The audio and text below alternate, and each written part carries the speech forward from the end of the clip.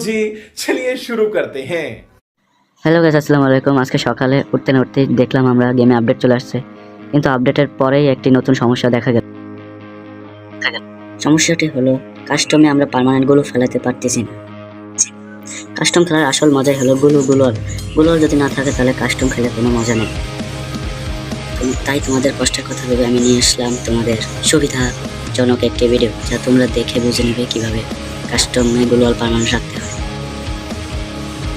আমরা সবাই কাস্টমে যে কাস্টম রুমে যে কাস্টম রুমটা যেখানে কাস্টম দরকার সেখানে যে থাম্বনেল লিমিট যেটা আছে ওটা নো করে দেবো। ইয়েস ছিল, আমি নো করে দিছি। তারপরে কারেক্ট রুম লেখা ওইটা টিপ দিয়ে কাস্টমটি তৈরি করে নেব। আমার একটু নেট প্রবলেম তাই ঝামেলা দিচ্ছে তৈরি হইতে, আপনারা দেখতে থাকুন।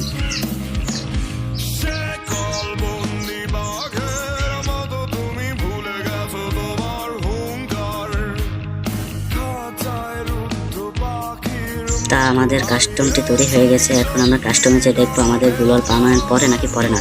তার জন্য আমরা একটা প্লেয়ার ডেকে নিলাম। প্লেয়ার এসে গেছে, আমরা এখন ম্যাচটা রেডি দিয়ে দিলাম।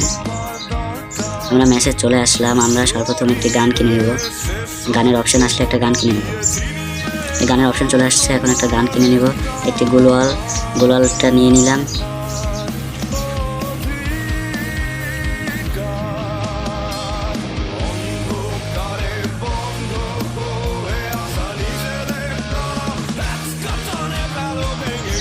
আমাদের টাইম শেষ, যে টাইমটা ছিল সেই টাইমটা শেষে এখন আমরা গুলো মেরে দেখলাম গ্লোবাল কিন্তু সত্যি পার্মানেন্ট বসে যাচ্ছে।